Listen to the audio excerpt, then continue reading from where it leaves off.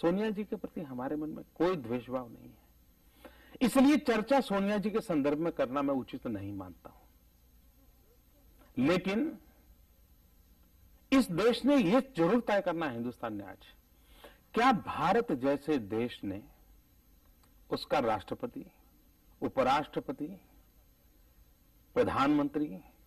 सेना का मुखिया, जुडिशरी का मुखिया, ये जो प्रमुख पद हैं, क्या इन प्रमुख पदों पर कोई विदेशी मूल का व्यक्ति होना चाहिए या नहीं होना चाहिए? और मुझे लगता है कि देश में आज समय आ गया है। जब संविधान निर्माताओं ने संविधान बनाया तब उन्होंने सोचा ही नहीं होगा कि जो कांग्रेस महात्मा गांधी विदेशी चले जाओ के नारे लगा करके काम कर रही थी, वही कांग्रेस विदेशी को लाओ का काम मंत्र पढ़ेगी, ये होगा, वो मानते ही नहीं थे, इसलिए उन्होंने सोचा नहीं था। लेकिन अब कांग्रेस इसी हालत में तुली है कि 100 करोड़ देश के पास कोई नेता नहीं है। और ये देश के स्वाभिमान का सवाल है, ये राजनीति का सवाल नहीं है कि क्या मेरे आजाद देश जो अंग्रेजों को यहां सर रहा है, गोरी चमड़ी के लोगों को हटाया, उस देश का अपना कोई प्रधानमंत्री नहीं हो सकता है क्या? इसलिए देश के स्वाभिमान की लड़ाई है ये, उसको राजनीति या सोनिया एक व्यक्ति के साथ जोड़ना उचित नहीं होगा। दूसरी बात है, संविधान के अंदर यह भी लिखा हुआ है कोई भी व्यक्ति किसी से शादी कर सकता है,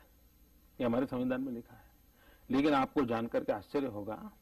कि हिंदुस्तान की सेना का जवान या सेना का कोई भी अफसर या हमारे डिप्लोमेट्स के नाते एक्सटर्नल अफेयर्स मिनिस्टर में काम करने वाले कोई भी सरकारी मुलाजिम, अगर वे किसी विदेशी मुल्क की व्यक्ति से शादी करते हैं तो उनको पहले परमिशन लेनी पड़ती है। इतना ही नहीं, परमिशन अगर मिलती है उनको तो बाद में ये देखा जाता है कि वो किसी संवेदनशील पोर्टफोलियो को न संभाले, उनको ऐसी जगह पर रखा जाता है ताकि देश की सुरक्षा के सवालों को लेकर के उनका कोई संबंध ना आ जाए। अब ये देश के जवान की देशभक्ति पे कोई आशंका नहीं है, लेकिन देश हित में सब सोचना पड़ता है।